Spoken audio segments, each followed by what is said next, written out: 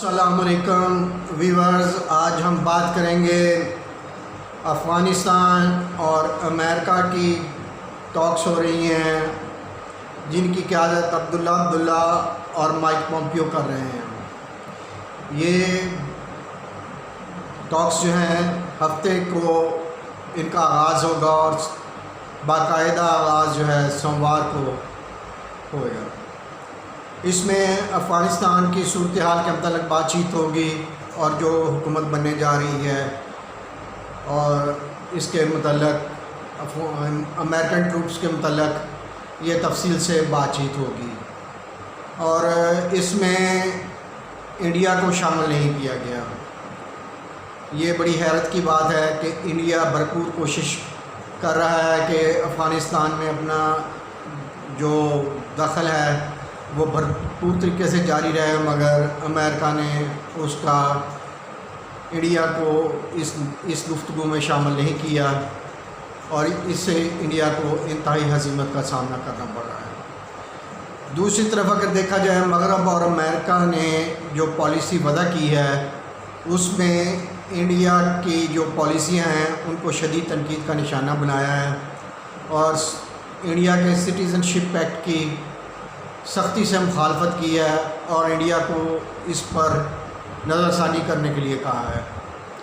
और ख़ास तौर पे कश्मीर में जो 72 साल से एक कानून बनाए गए थे उनको तब्दील करके वफाक के अंडर दे दिया गया, उस पर भी उन्होंने मोदी को खूब लताड़ा है और बहुत ही सख्त अल्फाज में मोदी की मज़म्मत की गई है। इंडिया को हर महाज पे इस वक्त पसपाई का सामना है। ज़िल्लत मोदी का मुकद्दर बनी हुई है।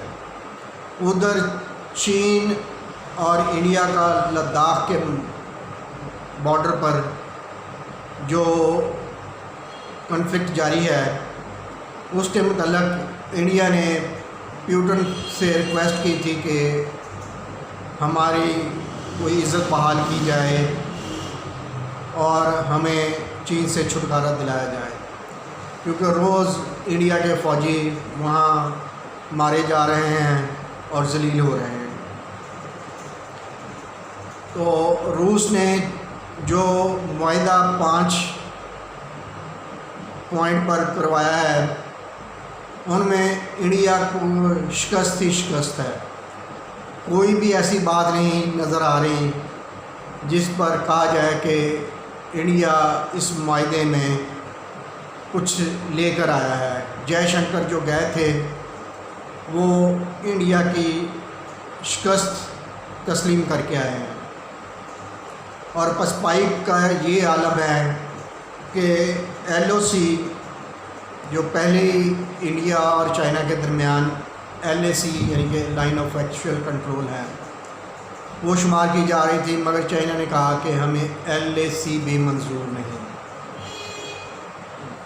जो कि कहीं से रिकग्नाइज नहीं थी। सिर्फ चाइना और इंडिया के साबका हुक्मरानों की एक तरतीब दी गई बाउंड्री थी।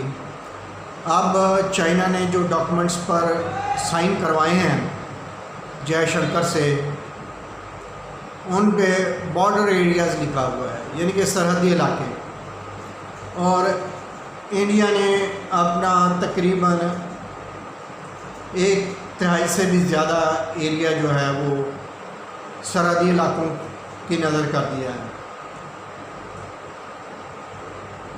इन पर अब इंडिया से किसी भी वक्त चीन कंट्रोल ले सकता है। ये बहुत ही बड़े एरिया जिसमें अरुणाचल प्रदेश, लद्दाख, उत्तराखंड, सिक्किम, ये तमाम का तमाम अब सरहदी एरिया शुमार होगा, या हम इंग्लिश में बॉर्डर एरिया जो कह सकते हैं, उस पे साइन करके हैं। फिर ये जो LAC जो झील पे इंडिया और चीन को तकसीम करती थी उसको 5 चोटियों पर मुश्तमिल थी, जिसे 5 फिंगर कहा जा रहा था। कल तक इंडिया का मीडिया ये कह रहा था कि 4 और 5 नंबर फिंगर फील्ड पर हमारी पोजीशन मजबूत है, मगर आज से इंडिया के मीडिया, अखबारात, हिंदू टाइम्स, न्यूज़ 18 वगैरह ने ये कहना शुरू कर दिया है कि इन फिंगर एरिया पर चीन ने अपने मिलिट्री बेस बनाने शुरू कर दिए हैं और इंडिया की वहाँ से जो फ़ौज है वो पीछे हट चुकी है।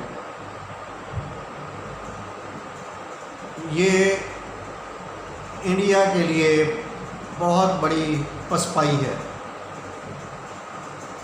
अब देखा जाए तो इंडिया का मीडिया इसको कैसे, इस पर कैसे तबसरा करता है, क्योंकि उन्होंने जो पिछले दिनों ये शुमार किया हुआ था कि हमारे पास राफेल है, हम पाकिस्तान और चीन से बैक वक्त जंग लड़ सकते हैं और दोनों को शिकस्त फाश देंगे। अभी तो इन सब के होते हुए इंडिया चीन से एक ज़िल्लत आमेज़ मुआहिदा करके वापस आ गया है और ये मुआहिदा दोनों मुल्कों के सरकारी सतह पर हो चुका है। अब देखना ये है कि इस मुआहिदे को इंडिया का मीडिया अपनी कामयाबी बताता है या हकीकत पसंदी का मुजाहरा करता है। इंडियन आर्मी का रास्ता किसी वक्त काट के चीन इस बॉर्डर एरिया को अपनी तहवील में ले सकता है। इसके मतलब भी कोई बात नहीं की गई और सारे प्लान पॉलिसियाँ मोदी की धरी की धरी रह गई हैं।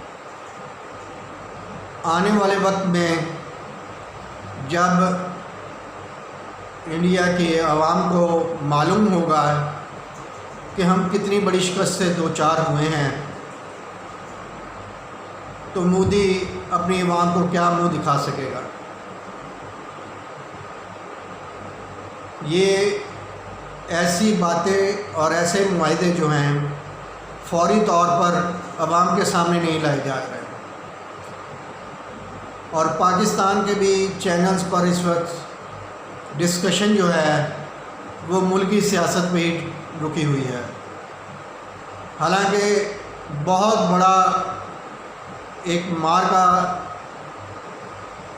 चीन ने जीत लिया है और इंडिया बहुत बड़ी शिकस्त फाश हुई है इंडिया को। पाकिस्तान इसको भरपूर अंदाज से मीडिया अगर टेकअप करता है तो इंडिया की अवाम जो है वो मोदी की करतूत से वाकिफ़ होती कि चीन पर हमला करके सी पैक की जो मीडिया मुहिम से हमला किया गया था उसका चीन ने बदला कैसे लिया कि हकीकी जवाब दिया है। अब देखना ये है कि सी पैक के जो इंडिया मुखालफत करता आ रहा था और इस कोशिश में था कि कब हम सी पैक का रास्ता काट कर चीन तक महदूद कर देंगे, मगर चीन जो है उसने अपनी बेहतरीन पॉलिसियों से, सियासी, तजारती और जंगी पॉलिसियों से अपने मुखालफिन को हज़ीमत और शिकस्त दी है।